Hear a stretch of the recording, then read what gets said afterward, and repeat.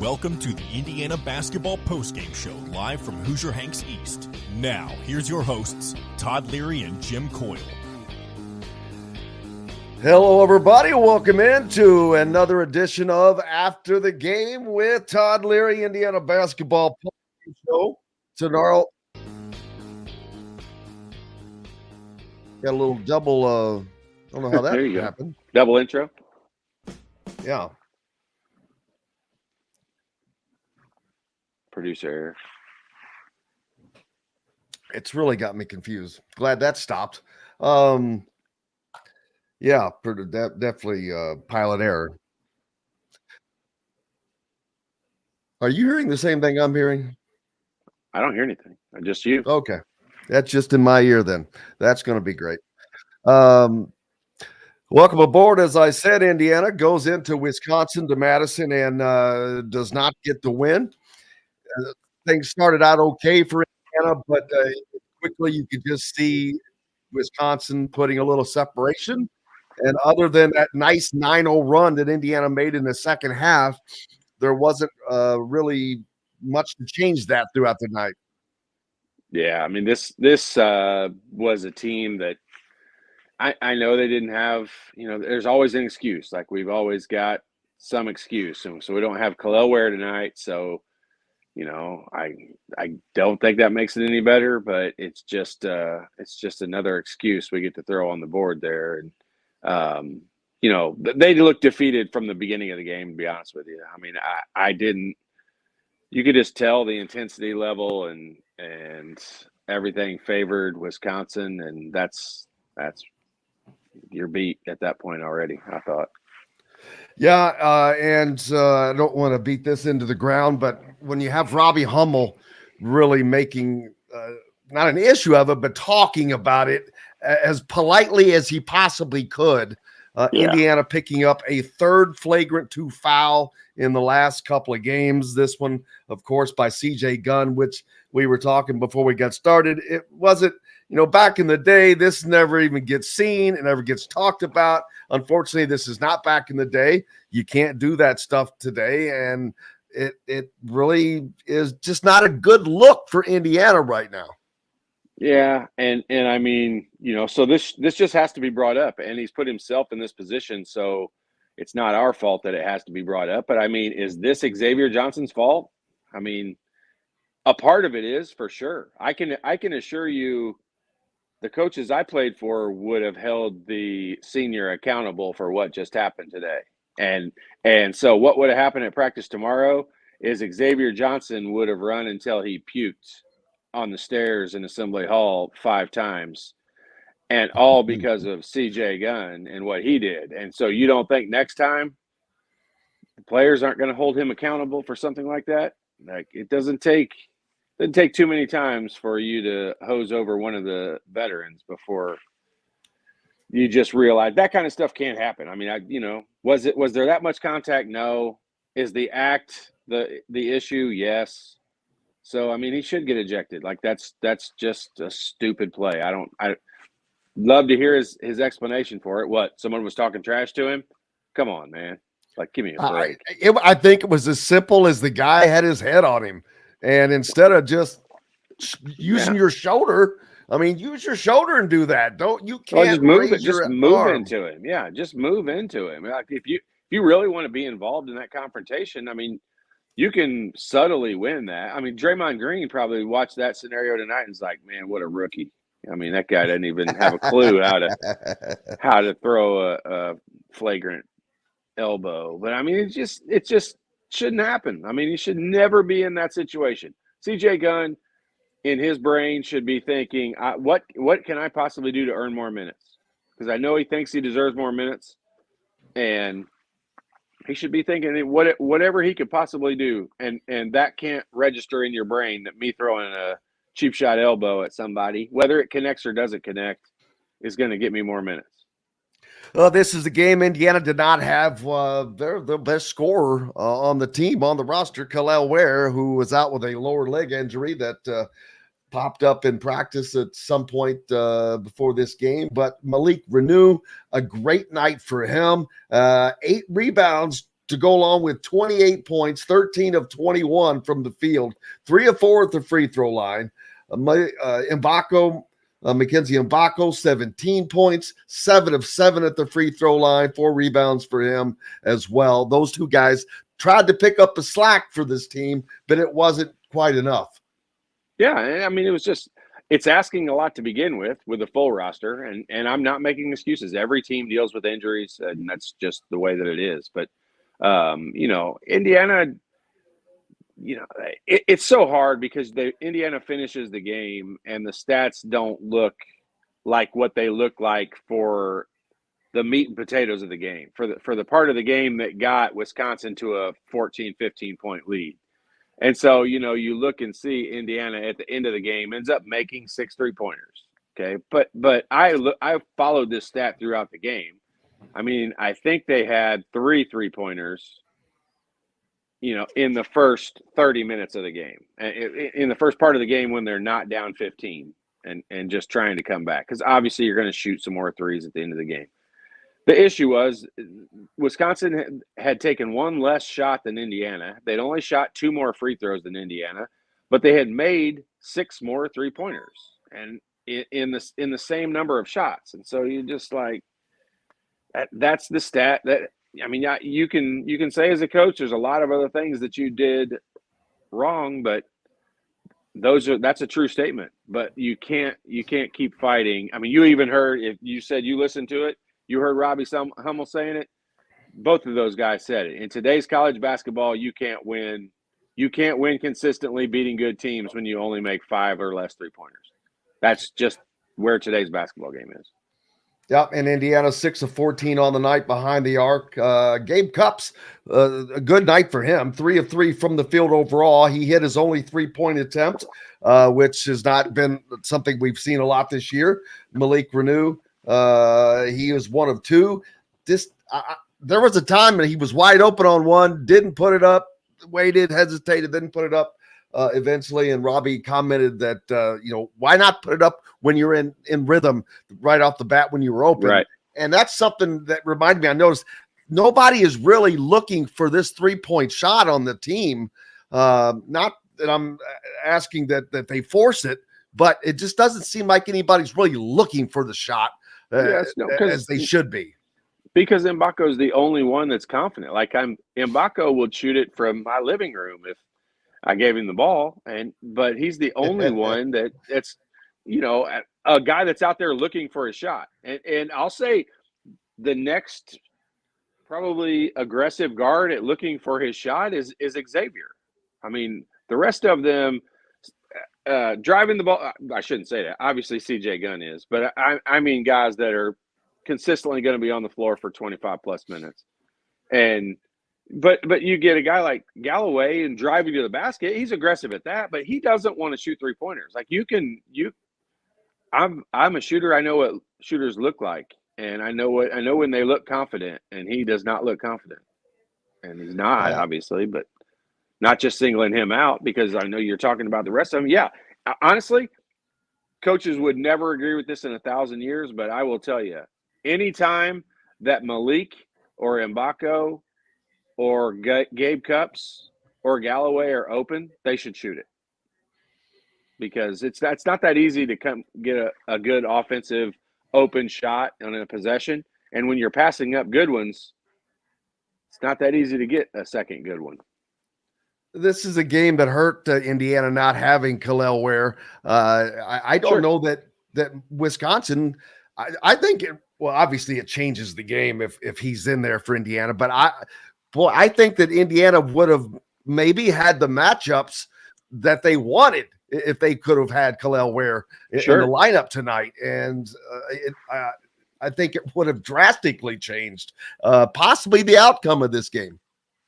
Yeah, and I mean, we're not like, let's just pretend like this is just 2 teams written on paper and it's a game tomorrow and we're not fans of who the team is. Like if you said the team's leading scorer or second leading scorer wasn't going to play, forget the fact that he's a rim protector and a shot blocker and, is able to catch the ball and attract a double team to get guys open. Like forget all that part of it. You just said that second leading scorer or leading scorer is not playing in the game. You would kind of expect the outcome the way that it is. And I think what we're expecting, because we saw it so many times when all of us our age were growing up, was Indiana to overachieve, Indiana to overcome those situations. There were no excuses. If somebody didn't play, it was just somebody else's opportunity. And I think that's the part of it that, we're the ones that need to adjust to that, because that's not really relevant to this team, especially. Boy, Don Fisher saying he is embarrassed of this ball club. That is not something you're going to hear very often. And he's seen plenty games for the Cream and Crimson. Yeah, well, I mean, I'm sure he's referring to the annex that you have to, I guess, try to defend. I mean, at some point, these guys have got to figure it out. Now, whether that comes from the coaching staff getting to them, or whether that comes from the players just having their own meeting and realizing the opportunity they have in front of them, and how, they're probably never going to understand how 30 years from now they're going to not feel great about the way they've handled this opportunity they have. Yeah. And when it starts spreading like that, you have to wonder, what's the mindset in the locker room? Sure. What's the obviously there has to be frustration. Losing borns that. But what is the true mindset? Do they have the ability to get through this, to fight through this mentally, to keep fighting? Yeah, I mean, and I don't mean literally fighting on the court either. Yeah, we've seen enough of that. I mean, here's the way I think this would be handled. I think our old school minds would want this to be handled is, so the situation that happened tonight, the coaches would hope, and they have enough spies that tell them what goes on in the locker room when they're not in there, that they would hope that situation that happened tonight would be handled by the players. The problem with that is I'm not sure that Xavier has the credibility to be able to handle that the way that he should handle it. So then it falls on Trey Galloway, and Trey Galloway's not really that kind of leader. I hope that doesn't come across negative. There are all different kinds of leaders, but that's not really the kind of leader that Trey Galloway is. And so then I think you got to drop at that point all the way down to Malik Renew, who's really only in his second year. And he's talking to somebody his same age, not like it's an older guy or a super younger guy. And so these are the things that you would hope get handled in the locker room. And if it's not handled sufficiently, then the coaches, I think, need to get involved. But Jim, now we're at a point like, Xavier kind of started it, I guess. I mean, I don't want to put all the blame on him, but he kind of started it. And now when you see this coming from CJ Gunn, obviously it's going to be addressed. And it's not going to be addressed in the first way I told you before of the players handling it, because obviously the players didn't and haven't handled it. Yeah, there's no doubt. I think I've started to see for quite some time now, Malik Renew has been trying to be a leader. I've seen him try to do it vocally in huddles. I've seen it at home games. He has definitely tried to step up. He's tried to do so by performance. Sure. He tried to step up tonight, and he did a hell of a job with that. Like I said, 28 points, 12 of 21 shooting. Indiana shot the ball great, 54% from the field. Unfortunately, they allowed Wisconsin to shoot 60%. A telling stat in the first half: 10 made baskets, 1 assist. Probably a little bit too much one-on-one play, I guess. Yeah, I mean, in all seriousness, the offense wasn't the issue tonight. I mean, you gave up 91 points to Wisconsin.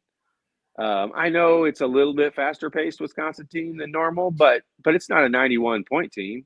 And I'll be surprised if, unless it's against Iowa or possibly Nebraska, they have another game this year where they score 91 points in the Big Ten Conference. And so, like, the issue, I looked at the stats. I'm mad I didn't take a screenshot of it. But if you looked at the halftime stats for Wisconsin, not only was the bench scoring 15-2, but when you looked at everyone that scored, so they had 10 players that got into the game. 9 of them scored. Only 2 of those 9, Jim, had 2 points. I think almost everyone else was – there was out of 9 guys, I'm going to say at least 4 that had more than 7 points. Like they had a lot of scoring, and no one was in double figures, I don't think. Like, it was 1 through 9 guys that came in there, all had a bucket, and these were not given free throws that guys came in. 9 different guys scored in the first half for Wisconsin. Yeah, and look at their scoring. It's not like a guy had 2 points here. Like, there's a bunch of 4s and 7s, and yep. I remember looking at it at halftime, and you're like, man, they gave up a lot of points. And 39-26. I mean, you can't really look at the offense. I mean, 79 points minus 26. So if they score 53 in the second half, that skews the numbers a little bit. I mean, Indiana's not a 53 points and a half type team. And so, those numbers got skewed by it being out of reach and a blowout a little bit. But the 91 points is the issue. I mean, that's not a 91. That's not a 91 pace or 91 point pace team in Wisconsin. Well, they sent Wisconsin to the free throw line 29 times, of which they made 25 for 86%. That's pretty damn good shooting. Indiana, not a bad night, especially by their standards, 17 of 21 for 81%. They just didn't get there quite enough to make that up, because everything else is pretty close. Turnovers, Indiana with 10, Wisconsin with 9. Points off turnovers, Indiana actually led that by a bucket, 15-13. Indiana gets out rebounded by 2 offensive rebounds. They actually have 2 more than Wisconsin, which is a bit of a change. Second chance points, 13-12.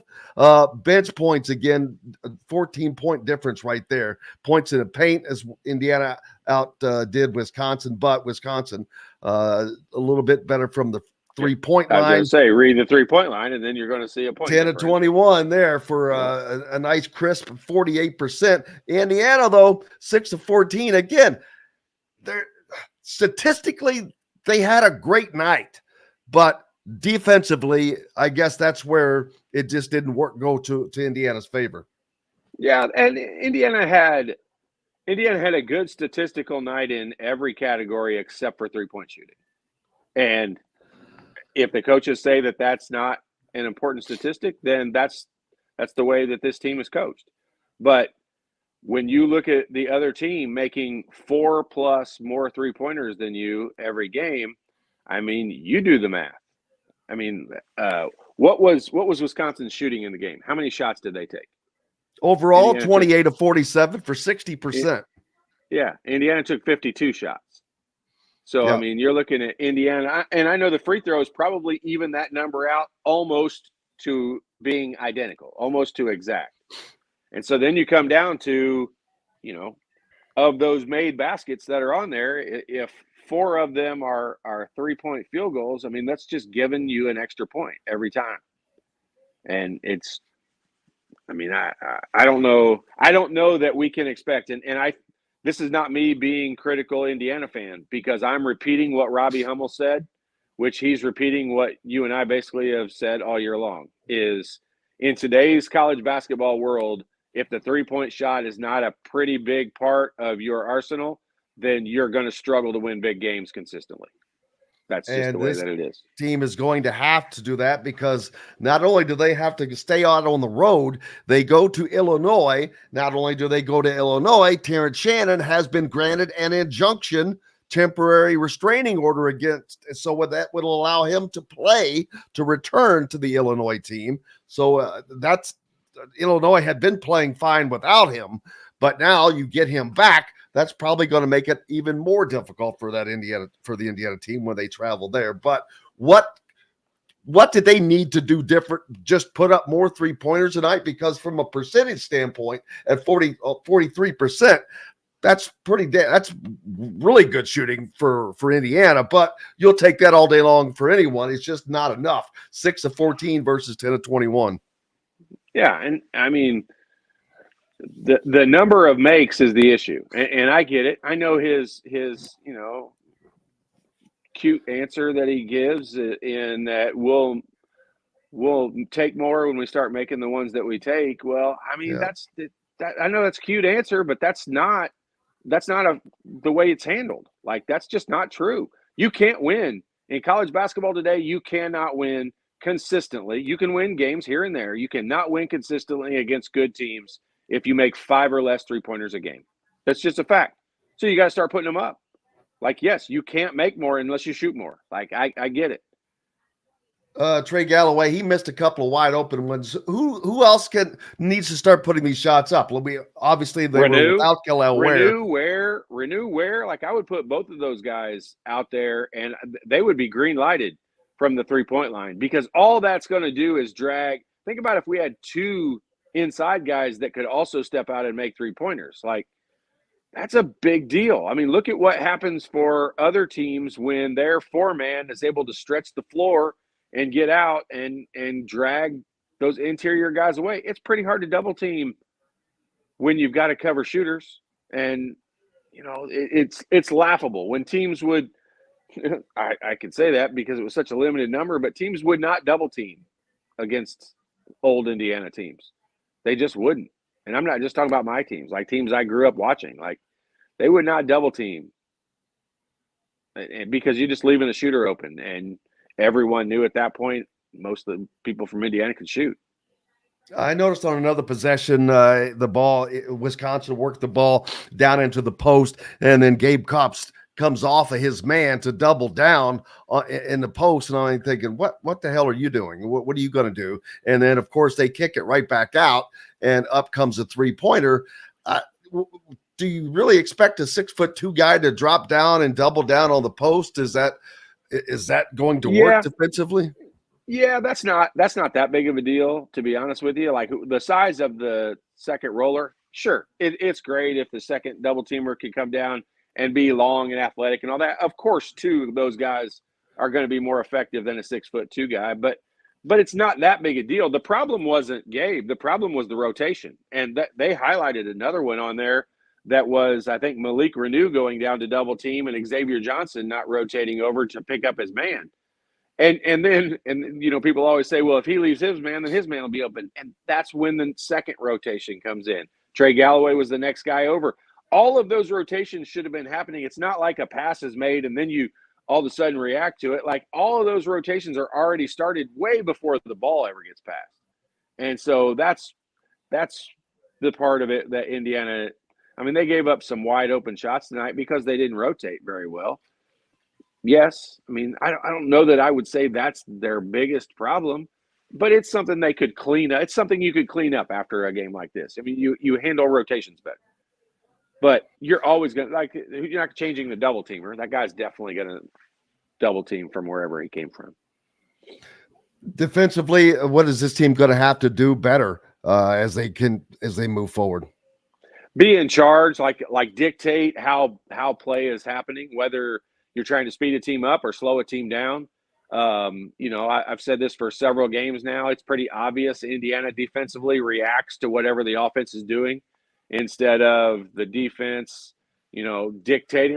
Like take a Syracuse, for example. Like, in my opinion, the reason they played zone all the time is because they controlled a lot of things that happen within playing a zone. They controlled kind of the pace and where you could or couldn't get the ball too easily. But if you got good at beating all that, it became pretty easy to beat a zone defense like that. But that's the reason why they played it, because they could help dictate how the game was going to be played.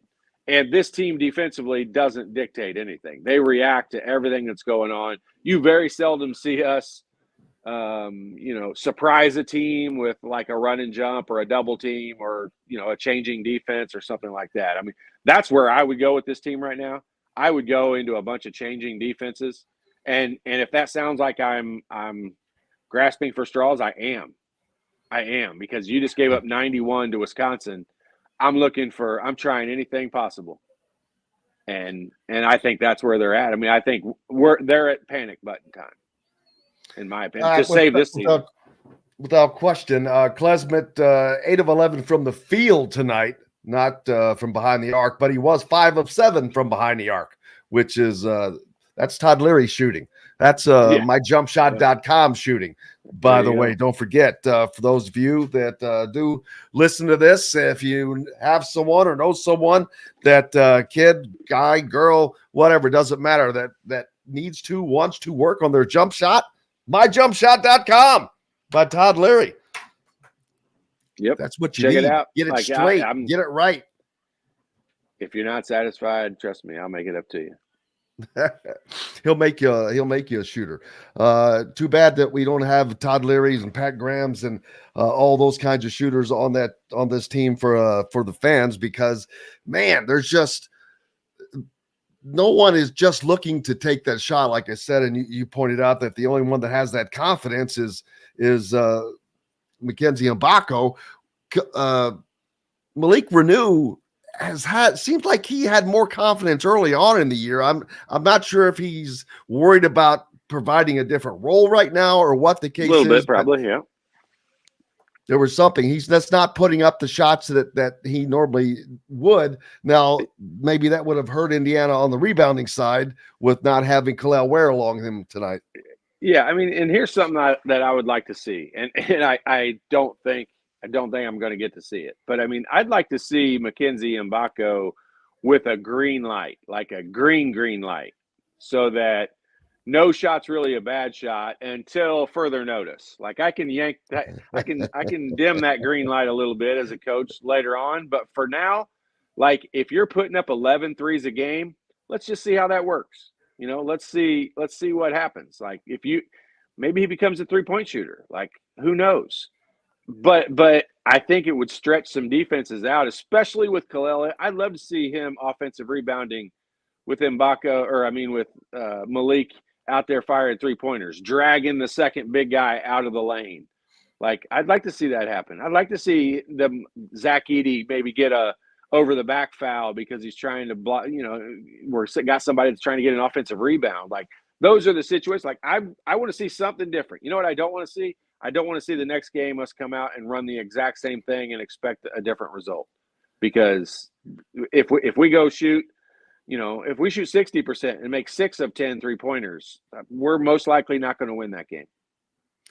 On 28 made shots tonight by Wisconsin, they have 14 assists. On 28 made shots, Indiana has 7 assists. What do you take from that number?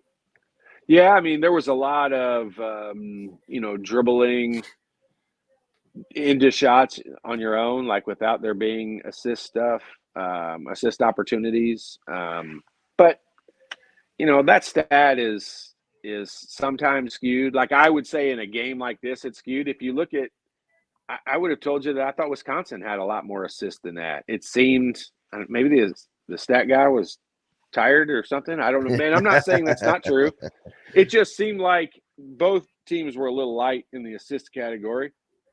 But Indiana also, you know, anytime you get Malik, he's going to cut down a team's assist numbers quite a bit because he takes so many dribbles and backs his guy in, and there's never going to be an assist on a play like that. And so, I mean, look what he had 12 of our field goals tonight, and you know, probably 8 of those were not assisted. At least maybe 10 of those were not assisted because he just backs his guy down, and those are not assists, no matter who gave it to him. At the end of the day, what was the difference between winning and losing for Indiana tonight? I'll say partial toughness, partial team discipline / confidence. You know, I think Wisconsin feels great about themselves. I think Indiana is laughing, having a great time on the bench. Yeah, I mean they're questioning themselves. There's no doubt about it. No one likes to lose. No one likes. I mean, Wisconsin was laughing, having a great time. Yeah, on the bench. I got you. I'm just saying, like this Indiana team is, they're not confident and fun, and you know, there's not the positive touches that you would want to see. I mean, there was a play tonight. Man, who made the free throw? I can't think of who made the free throw. One of the Indiana players. Oh, Xavier Johnson made a free throw, and you know how it's kind of become a little funky game now. You even saw Edey do it in the game when there was no one on the free throw line, where you go up and you give 5 to both guys, and then you give 5 to both guys behind you. Like you see that all the time. Well, Xavier Johnson made a free throw late in the first half, and I think Mackenzie Mbako hit him 5, and that was it. And is that a small, stupid little thing? Yes. Is that maybe Positive touches. Yeah, I know you does it talk maybe about have that a a lot. tell? Yeah. Does that have a tell on where this team is inside the locker room? Maybe. I'm not sure, but I noticed it.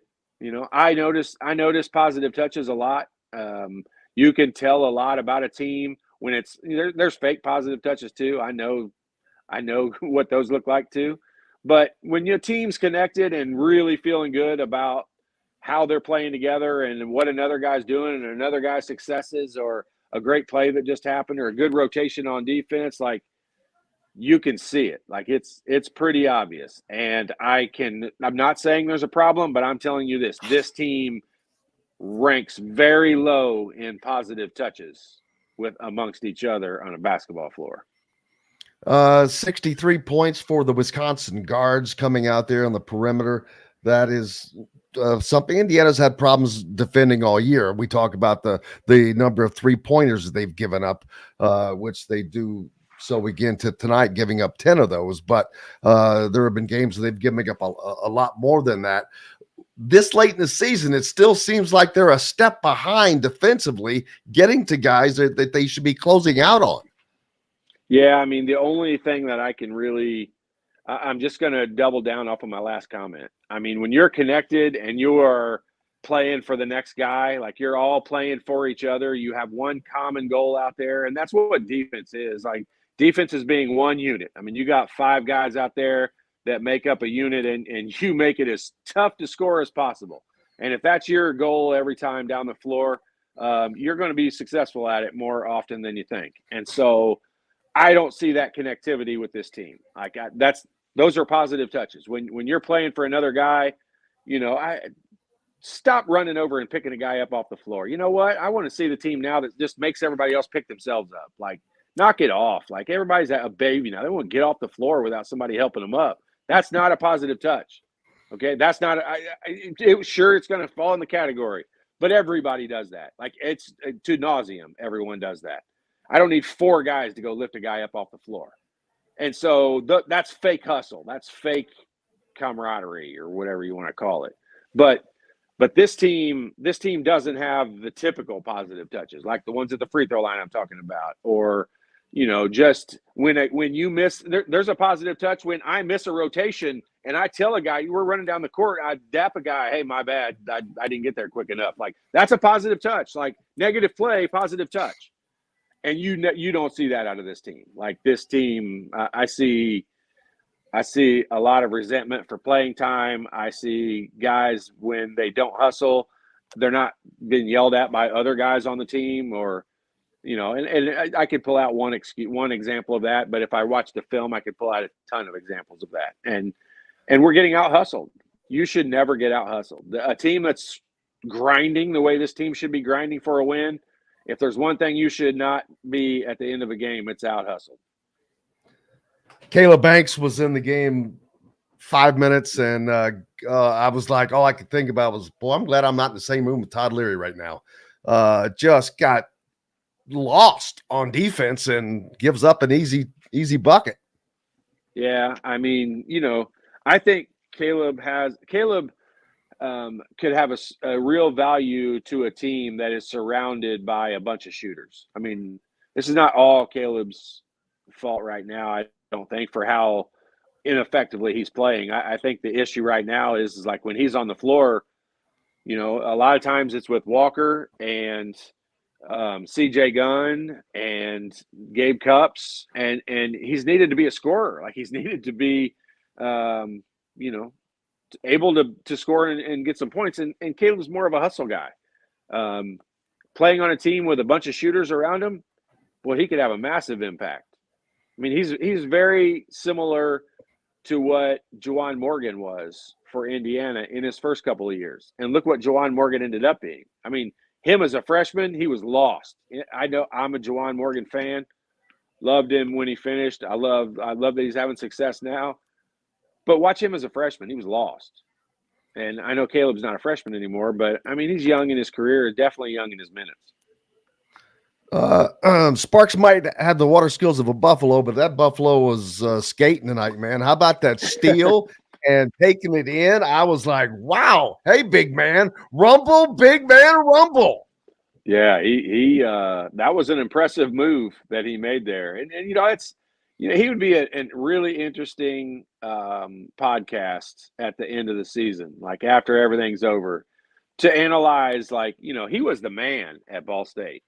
I mean, he was the go-to guy. He was the leading scorer. He was the leading minute getter. Like, he was the go-to guy. And I'd love to hear his take on a year later after transferring to a bigger school, on TV more often, play bigger games, a lot more notoriety. You have a good game, it's going to get talked about on Sports Center. Like, I would like to hear his opinion of the limited minutes he has now versus, I know that's irrelevant to this particular game, but I think that'd be interesting to hear his take on that.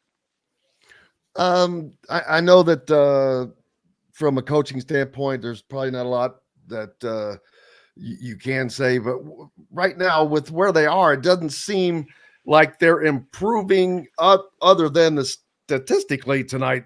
They certainly did, but it kind of looks like the same movie. We're watching the same movie each time we go to the theater.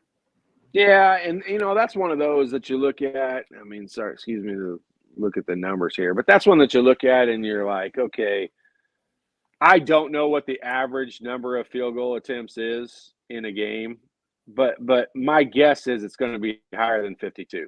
So the issue is not the percentage; it's the only the number of 28 field goals made. I mean, and so, but also go back and say 79 points for this Indiana team. Like, they cannot possibly expect to score more than that.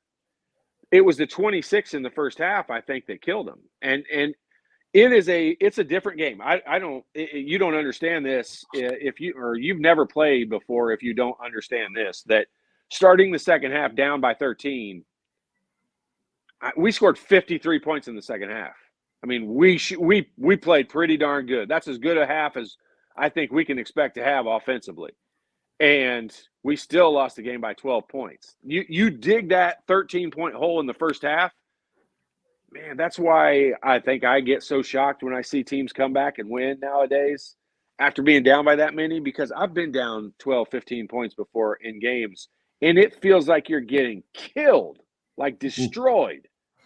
So to be down 13 at half, I mean, that's a gigantic – it's like what happened. Indiana had it at 9-0 run, and what did that end up cutting it to, like 7? Like, I can't remember what it got to. I'm usually they got within 7, numbers, and then of course Wisconsin hits a big 3. But that's the hard part, though. Only cutting it to 7. If that cuts it to 1, even, or gives you a lead, and then they come down and make a big 3 or whatever, it's different. But when you can make that huge run and the team makes 1 basket and the lead goes back to 10, I mean, you've got to have a perfect half at that point. Not only do you have to put the 53 number up, you got to have a perfect defensive half in the second half, and they obviously didn't have that. I mean, scoring 53 points in the second half, we should be talking about some of the positives that took place in that, and there really weren't any. I mean, Malik played really well. That's about the extent of the positives you can go with. And he was forced. He probably didn't want to take 21 shots tonight. No, he didn't plan on it. He would love to, but I mean, that's not going to be typical for Indiana. If it is, we're in real bad shape. Going forward now, they'll actually have almost a week off in between games. So I don't know if that's a good thing or a bad thing. Well, coming off these last 2 losses, I will just tell you, back in the day, it would be a bad thing. I don't personally, know. Yes. Yeah. I mean, this would be a week of practice that we talked about when we were 53. Like, this would be a toughie. But I don't know. I mean, what the difference would be, we would never expect to lose, a home game last week and then a game on the road to Wisconsin like that. And so, I don't know. I don't even really know how that would be taken. Like, it would be such a shock. I think we'd be watching so much film. It would be crazy. as they prepare now, they have to hit the road when they do get back out and travel to take on an Illinois team that, like I said, they lost Terrence Shannon. They were playing okay still. Now they're getting him back, and they have a game in between the Indiana game and now they play Sunday. I forget who against. Not sure if Terrence Shannon plays in that game or not, but he's going to be practicing unless something changes. And most likely he's going to be playing against Indiana.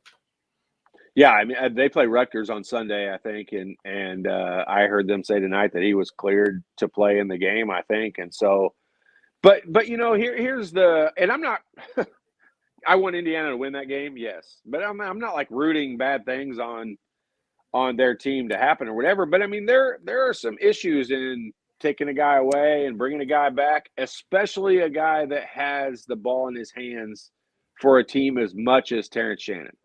I honestly believe like this. He was there, and then they took him away, and then now he's back, but they're not sure how long he's going to be back. I mean, the whole issue of that could have a negative impact on that Illinois team. I don't necessarily think I'm sure they wanted to have him back. I'm sure they wish they'd have never lost him, but I'm not sure it's going to have the positive impact that you would think it would. And so what does this Indiana team going to have to do to take on the Illini? They have been a team that has been very, very solid under Brad Underwood. He's probably one of the more underrated coaches in the Big Ten. Yeah, I would agree with that. I think he's getting a really good transfer product, it seems like, on an annual basis. So he's doing a good job with that, constructing his team. And they're playing pretty well together. I mean, he's getting a lot out of them. So yeah, I would agree with you. The answer to the question of what does this Indiana team do? Like I'll tell you what I think they should do. I think they should go with. I'm not sure if you had them all sit down individually where they couldn't see the other guy and said, "I want you to write down on a piece of paper what's the identity of this basketball team." I'm not sure you would get very many of the same answers. I'm not sure they're sure what their identity is. And so if it were me at this point, I would create that identity. Like if I were the coach, if I were on the coaching staff, I would create that identity. And what I would do with this team, I'd speed them up like crazy. And we'd shoot so many 3-pointers you couldn't believe it. And would we have games we lost by 30? Yes. But would we figure out a different way to play and an identity? And then if we were able to identify that and slow it down later in the season, that's the only way I see this team being able to make a run in the Big Ten tournament. I think that's the only way they're going to make the NCAA tournament is winning that Big Ten tournament. I mean, unless there's some drastic change. But, I mean, that's what I would do. I would speed this team up. I'd have Malik Renew shooting 10 3-pointers a game. I'd have Khalil Ware shooting 8 3-pointers a game. We would become a fast-paced, get up and down the floor team. I mean, it's working for a team like Nebraska, and we have much more athletically gifted players than Nebraska. So you ask me, that's what I would do. Because Jim, definition of insanity, we're going to put the same product out there on the floor next week, and we're going to get the same result, but we're going to expect a different one. And who's the crazy one at that point? Yeah, and I don't want to throw Ken Palm's name out there like he is the end-all, be-all, but he's kind of like Vegas, man. He's pretty accurate. He's pretty in there. He's pretty in the ballpark, and he projects Indiana to lose 12 out of their last 13 games. He's already won on the board, but even if they win 3 out of 10 or whatever, that's still, that's a 9-23 mark at the end of the season. And that is nothing close to what anybody would have expected.